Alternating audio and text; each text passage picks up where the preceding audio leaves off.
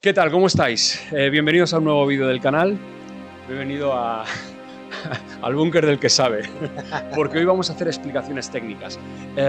Honda y Yamaha son las dos fábricas a las que le han puesto todo un mundo de facilidades para que lleguen arriba y para que sean competitivas. Así que hoy vamos a hablar de las nuevas especificaciones que tenemos en MotoGP para esta temporada.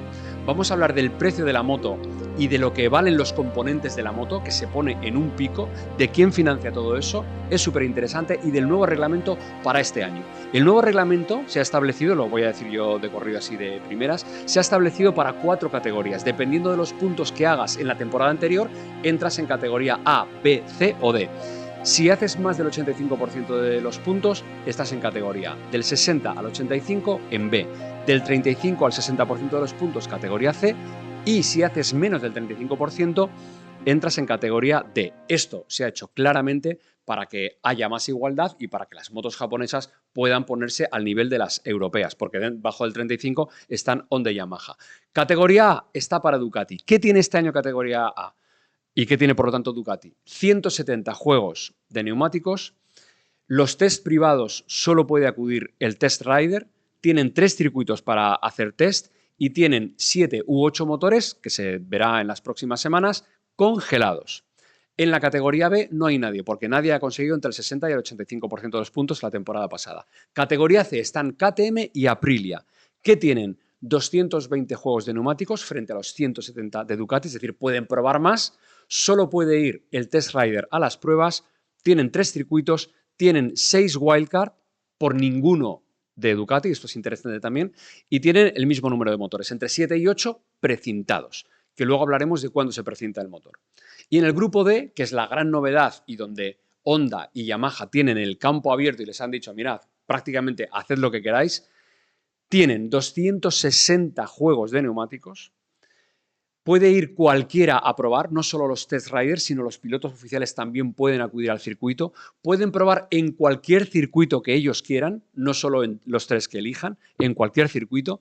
Tienen 6 wildcard y en vez de 7 u 8 motores precintados, van a tener entre 9 y 10, pero abiertos. Esto significa que pueden ir evolucionando el motor a lo largo de la temporada, cosa que no podrá hacer ninguna otra fábrica. Vale, estas son las especificaciones que tenemos en cuanto a concesiones para este año, así que ahora entramos en detalle. Esos juegos de neumáticos, Óscar, ¿cómo se trabaja con ellos? ¿Para cuánto dan? Y cuánto te pueden hacer en el año, porque es verdad que Dani Pedrosa en la última entrevista nos dijo, sí, nosotros podemos probar, pero no tenemos neumáticos. Este es el gran límite realmente para las pruebas, ¿no? Entonces, con Honda y Yamaha, que son las que más tienen, 260 juegos de neumáticos, ¿no? ¿Esto para cuánto les da? Por ejemplo, tú tienes que hacer un estudio de kilometraje dependiendo de los motores que tengas, ¿sabes? Vale. Que en este caso, el grupo C, que es El grupo D, que es el perdona, que último, es el tiene de entre 9 y 10 abiertos. abiertos, que puedes evolucionar esos motores, y tienes que saber qué kilometraje vas a hacer con cada de ellos. Con esto lo que haces es un planning de entrenamientos en los circuitos. Entonces, ¿cuántos kilómetros voy a hacer en cada circuito? Si voy a hacer un time attack, si voy a hacer a desarrollar un chasis, un motor con kilometraje. Eso es lo que hacen los ingenieros, ¿no? en HRC.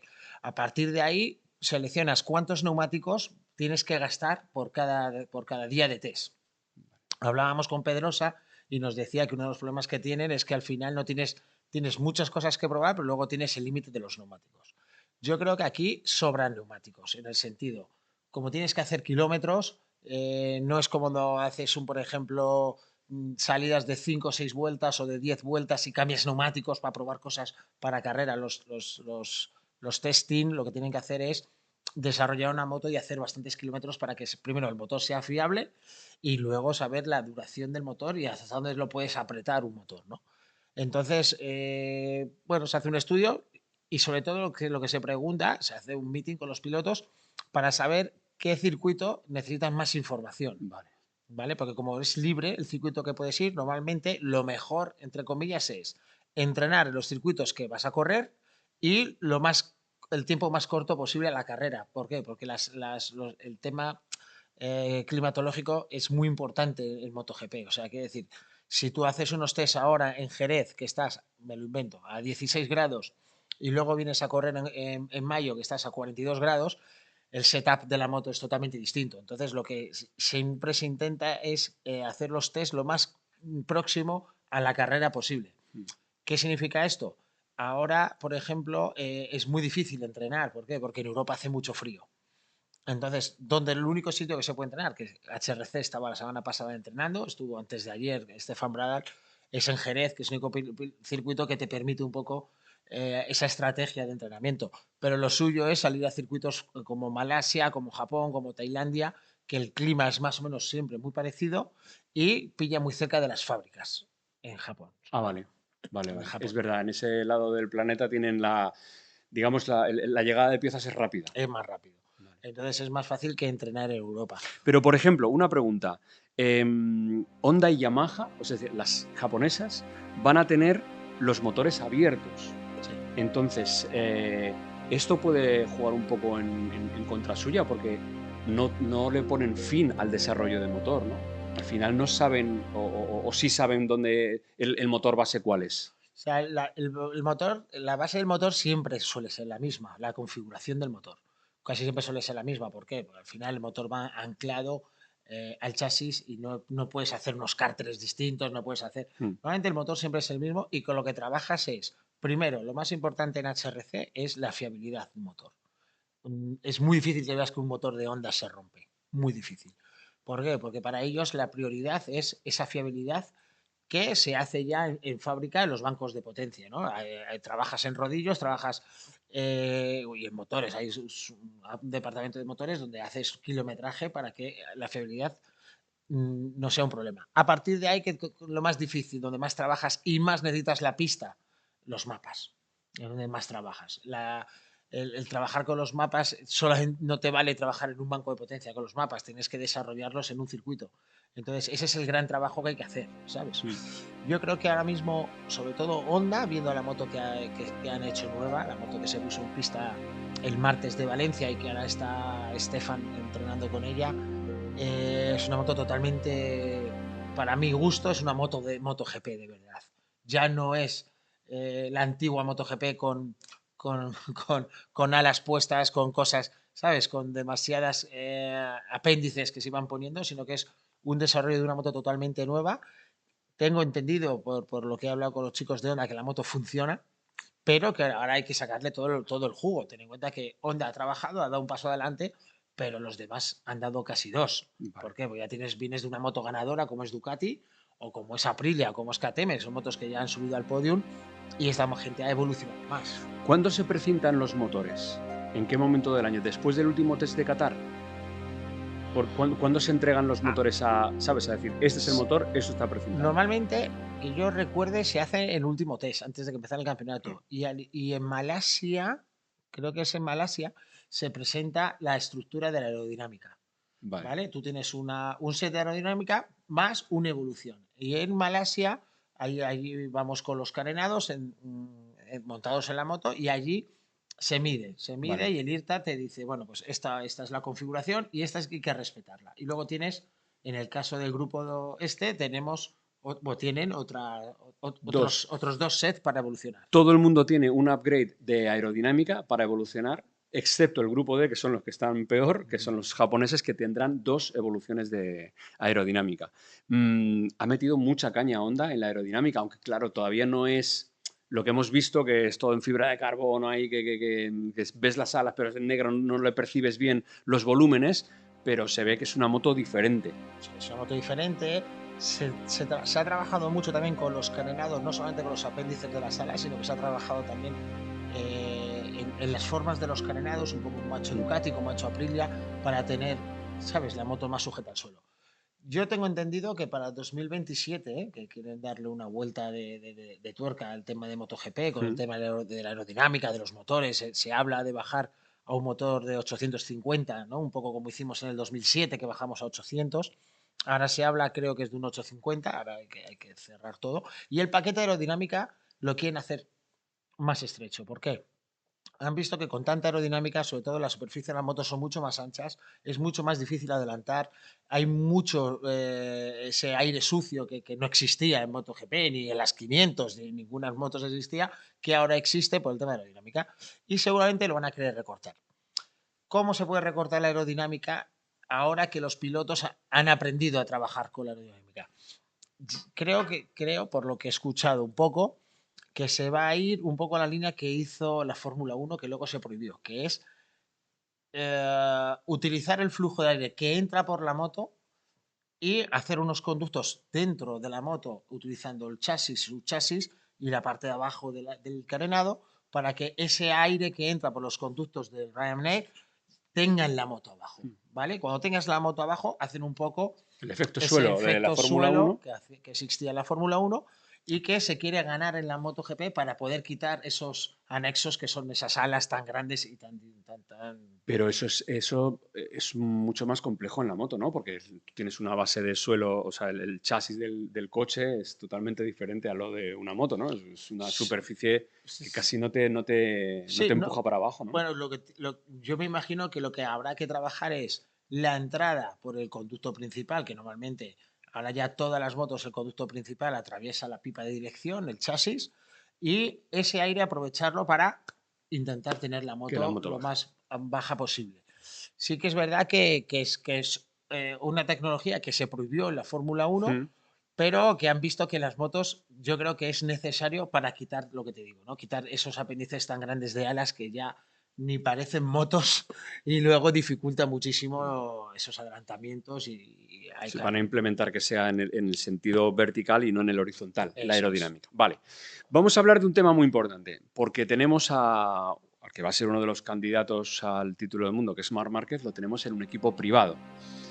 Dime qué diferencia hay entre estar en un equipo de fábrica o en un equipo privado, porque los equipos satélites ya no existen como tal. Por ejemplo, Ducati tiene el Lenovo Ducati, las motos rojas y el Pramac. Esas 4 unidades son iguales. Tienen soporte fábrica y la fábrica de Ducati está pendiente de esas 4 motos, con presupuesto a fábrica. Entonces, Pramac no es un equipo satélite, digamos, es segundo equipo oficial, se podría decir. Sin embargo, tenemos a VR46 y a Gresini, que sí son privados. ¿Cuál es la diferencia? Bueno, yo creo que la idea y el concepto que quiere tener Dorna para lo más pronto posible, más pronto que tarde, es la de tener dos equipos por fábrica. Vale. ¿Vale? Entonces, ¿qué quiere decir esto? Que en el equipo Honda estará el equipo HRC Repsol y el equipo LCR Honda. En el equipo de Ducati estará el equipo Lenovo y el equipo Pramac. Y luego estos dos equipos que hay extras o satélites en Ducati, colocarlos para que sea uno, el equipo satélite, seguramente el de Valentino Rossi, el segundo equipo de Yamaha, Sí. ¿vale? Y el equipo de Gresini, colocarlo en otro. Ya se intentó colocar a Lucho Chiquinelo en KTM, pero bueno, al final KTM tiene el Tech 3, ¿vale? Como segundo equipo oficial y están esperando que El gas. el, Tiene el gas gas ahora. gas y están esperando si entra en Mogo Gusta o no Vale. entra en Mogo Gusta. Entonces, ese es el concepto que quiere llegar a lograr Dorna y me parece un acierto, donde ya no existe la palabra satélite y son todo equipo de fábrica. Ahora, sigue existiendo, por lo menos que yo sepa, sigue existiendo la diferencia de un equipo de fábrica a un equipo Privado. privado. Pero Se privado sigue significa que tú compras las motos a la fábrica. Es decir, Gresini, Nadia Padovani, ha comprado 4 motos a Ducati. Uh-huh. Le ha comprado los 8 motores que tiene por moto, le compra los carenados, le compra todo lo que ella cree que necesita para la temporada. Lo que ella cree, no vamos, lo que los ingenieros le dicen que se necesita para la temporada. Se hace un presupuesto y tú compras eso. Y durante el año, corrígeme si estoy equivocado, ya no tienes nada más. Eso es con lo que tienes para funcionar durante el año. Es decir, todas las evoluciones que lleve Pramac y que lleve, en el caso de Ducati, que lleve Pramac y que lleve Lenovo, eso a Gresini no le llegará. Uh-huh. Normalmente tú haces, Dorna tiene un acuerdo con las fábricas para que las motos no cuesten más, creo que todavía sigue ese precio, de alrededor de unos 2.4, ¿vale?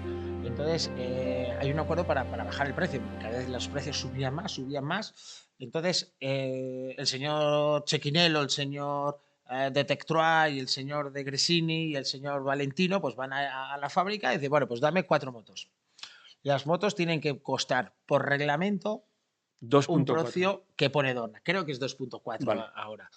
Entonces, tú pagas eso, pero las motos vienen con unas horquillas, que no son las que tocan, con una suspensión que no es la que toca y con unos frenos que no son lo que tocan. Ellos te venden una moto y ahora tú tienes que mejorar esa moto. Vale. ¿Mejorando qué significa? Por ejemplo, tienes que llevar lo mejor que en suspensión, que en este caso es Öhlins. Pues Öhlins te va a costar alrededor de unos 200.000 pavos ponerle la suspensión que, que entra en ese paquete de 220.000 euros cuesta el paquete de Öhlins. Entra, pues que las horquillas nuevas de carbono, sabes que van todas hechas en carbono ahora, los muelles de titanio y el servicio de Öhlins que te da un servicio por carrera y luego un técnico de Öhlins en el box normalmente. Entonces ya ahí tienes otros O sea, 220.000 220.000 euros en el presupuesto. en el presupuesto. Luego, los discos de carbono, ¿sabes? Sí. Tienes que llegar a un acuerdo Con con Brembo. Brembo y pagar, es que ahora no me acuerdo cuánto son, vamos, ten en cuenta que unos discos suelen costar unos 6.000 pavos el juego y solemos cambiar, es que no me acuerdo cuántos, a lo mejor está 100.000 pavos o algo así, Vale. el presupuesto. Luego tienes que pagar todas las caídas. Quiere decir, tú compras la moto, pero el desarrollo y las caídas van aparte. Un juego de cadenados normalmente, cuando se rompe la silla, que la silla es toda una pieza de carbono y tal, están alrededor de 150.000 pavos. 150.000. 150.000 pavos, lo que es un set de carenados entero, de frontal, los paneles laterales, quilla, pero lo más caro es la silleta trasera. O sea, Vale. cada vez que se parte, como hace de su chasis, es muy difícil repararlas, hay que pedirlas nuevas. Y están hechas en un material, pues están hechas en carbono, pero un material muy tecnológico y vale una pasta. Entonces, cada vez que el piloto se cae, es cuando veis a Chequinelo que hace Ya. así, se tapa los ojos, o Poncharal, o quien sea, ¿no? Y pues luego hay desarrollo, luego pagas todo lo que es el desgaste. Por ejemplo, los escapes, cada vez que caen, están alrededor de 20, 22.000, 23.000 euros los escapes, que son titanio y además no existe. Tiene un bollito, vale. No, eso va nuevo siempre, ¿no? Entonces, cada vez que cae, ese es el budget que tienes que calcular más o menos sabiendo el piloto que tienes y las caídas que hay. El problema que hay este año es que con las Sprint Race los precios se han incrementado porque hay más caídas.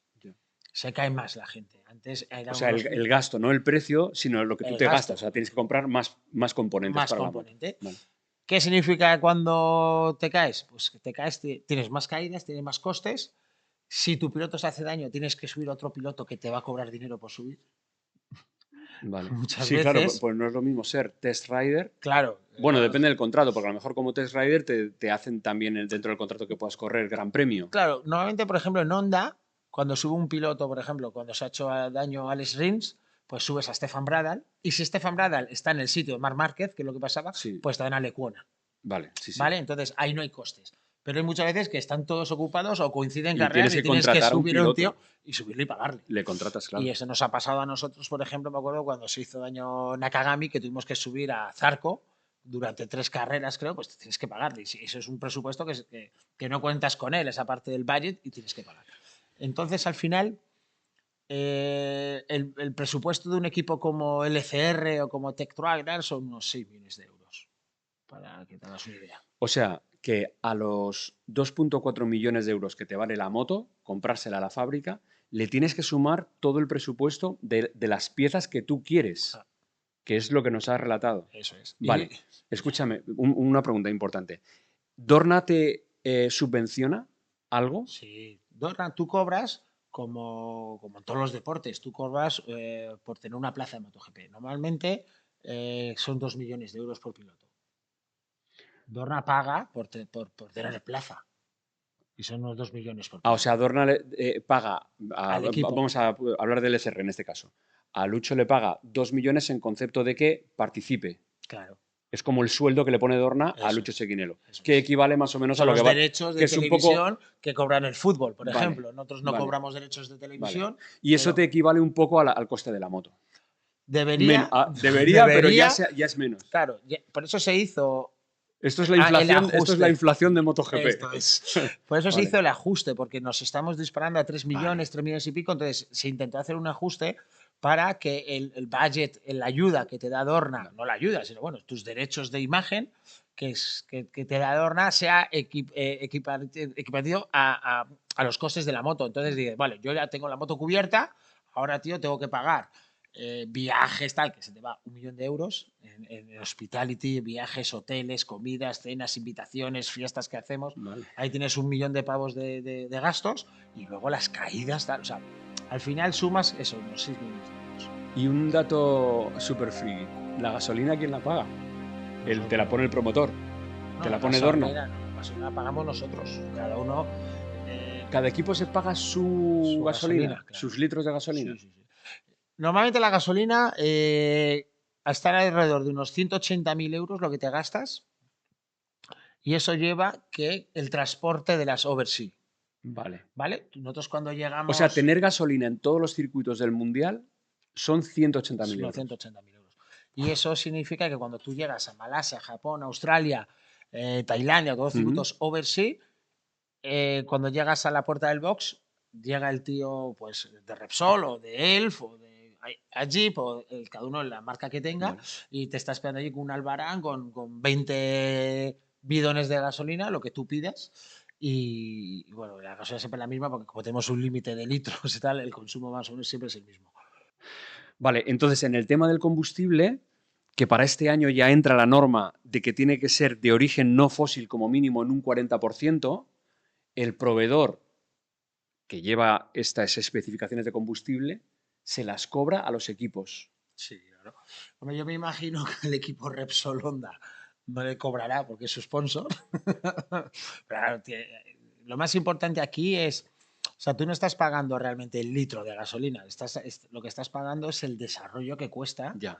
Que yo he estado, por ejemplo, en la sede de Repsol viendo cómo funcionan los motores, que los tienen horas y días, sobre todo para el tema del lubricante y tal. Mm.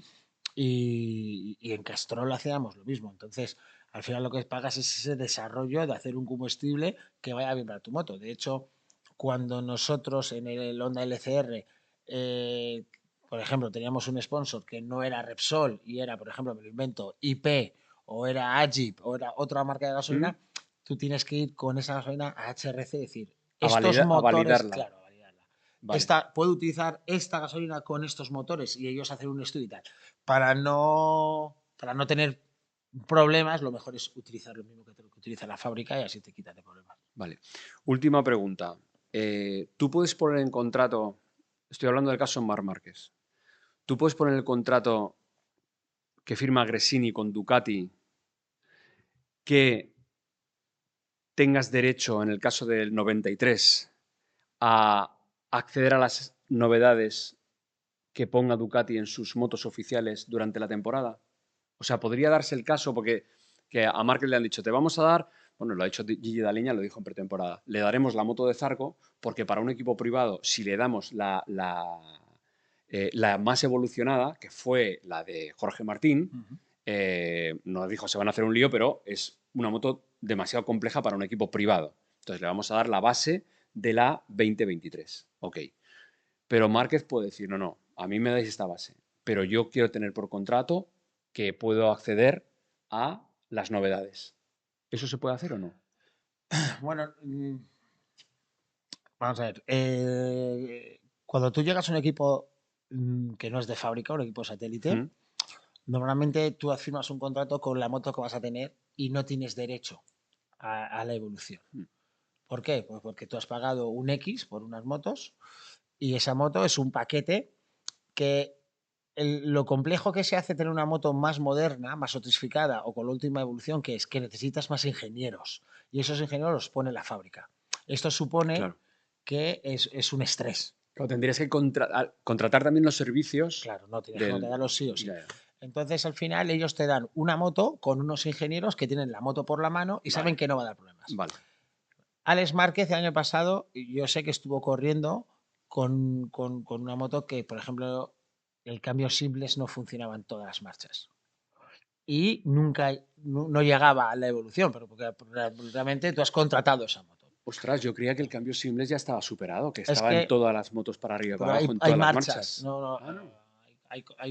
bueno, Vale, no te puedo contar vale. porque son cosas que me cuentan y no puedo contar, pero no era una pata negra. Vale. Sí te digo, el sábado por la noche del Gran Premio de Valencia, yo me fui a cenar al Hospitality de Ducati con Gigi, estábamos Fonsi, Paolo, el dueño del equipo Prama, que es muy amigo, Osquitar, vente a cenar con nosotros. Y ahí estábamos Jorge Martín, está Fonsi, estaba Gino Borsoy, Paolo y vino Chavati también.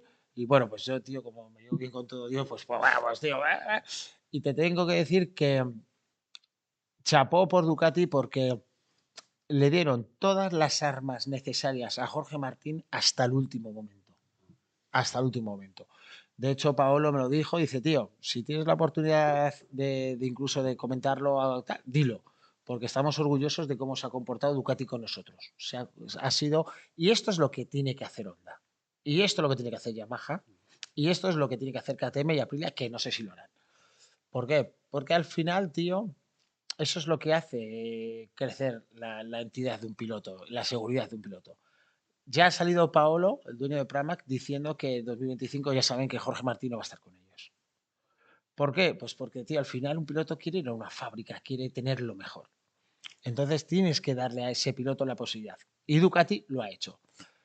Honda no tiene esa mentalidad, por eso se han ido los pilotos como Alex Márquez, se han ido los pilotos como Alex Rins, y es donde yo digo siempre que tiene que trabajar Honda y sobre todo HRC, tiene que tener más compromiso con los pilotos, pero no verbalmente, tienes que darles 100% lo que tiene el otro, para las mismas armas para luchar. El caso de Gresini y el caso de VR46, que no son equipos oficiales, no van a tener las mismas motos, pero con las motos que han tenido han ganado carreras. Quiere decirse que Marc va a disponer de una moto que ya es competitiva Sí. y que seguramente, ya viendo el test que ha hecho en Valencia, a Gigi se le han abierto los ojos y han dicho, hostia, este tío, sabemos que era bueno, pero no tanto, seguramente, porque ya han dicho, es que ya hemos cogido de información de Marc para mejorar. Yo estoy seguro que Ducati va a mejorar todavía más con Marc Márquez. Entonces, como es Gigi, que Gigi ha sido mi jefe muchos años en Aprilia, yo sé que Gigi es un tío que no se casa con los pilotos, Gigi se casa con sus motos, ¿vale? Entonces lo que Gigi necesita es ganar más. Y si viene Marc y gana y apuesta y evoluciona, todavía mejor para su moto y para su ego, ¿no? Entonces yo pienso que Marc habrá alguna, no sé, esto me lo invento, alguna concesión dentro de un contrato donde tenga opción a poder mejorar esa moto. Muy bien. Espero que la tenga. Está interesante el mundial, ¿eh? Está Buah. interesante el mundial. Pero está interesante por muchas cosas, no por Mark. Está interesante, tío, porque hemos visto que nunca las marcas japonesas han estado tan abajo.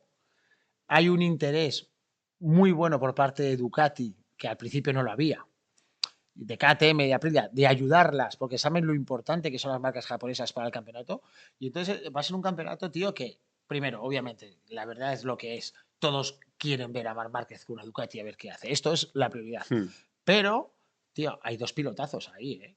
Hay dos pilotazos, se llaman Bagnaia y Jorge Martín, y hay otro tío que se llama Bastianini, que cuidado, o sea, va a ser un campeonato. Entonces, el gestionar esto con Ducati va a ser difícil. Muy difícil gestionar Ducati. Muy difícil. Porque hay un señor que se llama Malboro, Philip Morris, que pone una cifra espectacular para que las motos vayan de rojo.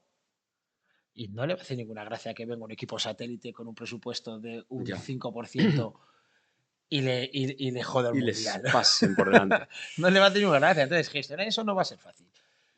Otra pregunta que me han hecho muchas veces: ¿por qué no hay un sponsor principal? Que todo el mundo pensaba que las motos iban a ir de Red Bull. Sí.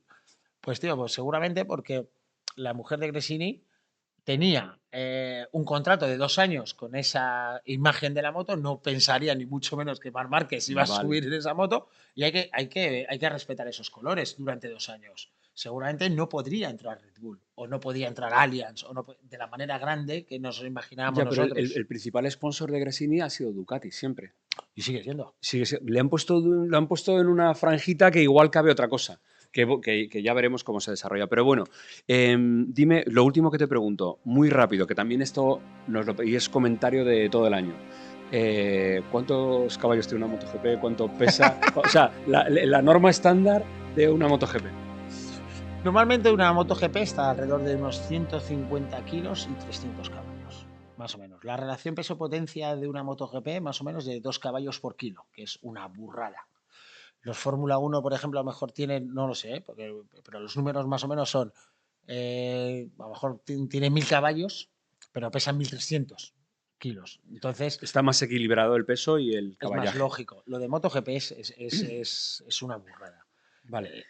150 kilos, 300 caballos. Más o menos. Vale. ¿Velocidad máxima? No hay velocidad máxima. O sea, hay circuitos, claro, porque al final tú bueno, haces un desarrollo. Frenando a 360 más o menos. Claro, tú haces un desarrollo dependiendo la necesidad del circuito. Nosotros tenemos muchísimas configuraciones del cambio para hacer una moto más larga, más corta, que tenga más bajo, que tenga más. Entonces, haciendo un cambio en circuitos como Mugello o como Malasia, se llega a 360 y algo está el récord, pero no quiere decir que la moto haga eso. La moto puede hacer 400 tranquilamente, pero no hace falta que haga 400 porque perderías muchos bajos. Entonces tienes que hacer un cambio más corto y la velocidad final no es tan importante. ¿Te sabes el de 0 a 100 y 0 a 200 de MotoGP? Creo que era 2 segundos. 2.2. 2 algo a 100 y 4 segundos 200, ¿no? 2.2 creo que hace. 2.2 o 2.4 creo que era. Sí. Y 4 algo sí, bajito. Muy bajo. En, casi 4 segundos muy vale. bajo. Pero vamos, cuando yo me he subido a una GP, lo que más impresiona no es la aceleración, ni la velocidad punta, es la desaceleración. El freno de carbono, cómo frena la moto, lo estable que es. Eso es que otro día tenemos que hablar de los frenos de Brembo, de cómo son las dinámicas de frenada, las temperaturas de los discos, etcétera, etcétera. Os digo una cosa, porque ya estamos acabando el vídeo. Si os gusta este tipo de vídeos, dad like y dejadlo en comentarios, porque leemos comentarios y este año tengo el propósito de ir comentando mucho más, porque hasta ahora no comentaba, pero bueno, empezar a comentar vuestros propios comentarios. Entonces, a contestar vuestros comentarios. Entonces, dad like a este vídeo, importantísimo, si queréis más de estas cosas, que vamos desde lo mínimo, de lo que pesa una moto y tal, o que me hables de los bajos y estas relaciones del cambio y tal. Esto es súper interesante. Si queréis más, like y, por supuesto, suscribiros al canal. Estamos en pretemporada. Podemos hacer, por ejemplo, que Honda no te deja, o sea, MotoGP no puede, sí, pero podemos hacer un simulacro con un motor de una Superbike que sí se puede. Vale. Por ejemplo, un día puedo llevar un cambio para enseñar bueno, cómo funciona el cambio. Vale. Bueno, esto es interesante y estamos en pretemporada. Lo que pasa es que como tenemos que armar la temporada, esto puede ser una de las piezas chulas para comentar e ir comentando en 2024. Nada más, suscribíos, estamos en plena temporada. Vamos a presentar el canal en los test de Malasia. 6, 7, 8, no sé todavía qué día, pero 6, 7, 8. ¿Y qué más os tengo que decir? Pues que va a haber muchas novedades, que es el año más ilusionante para mí en este canal, porque van a pasar cosas muy chulas a las que vais a tener acceso vosotros. Y nada, hasta el próximo vídeo. Cuando estamos grabando este vídeo, todavía no se ha emitido la entrevista de Chicho Lorenzo, pero ya os digo que leo todos los comentarios. Hasta la próxima. Muchas gracias. Osquitar, muchas gracias. Un placer. Vale.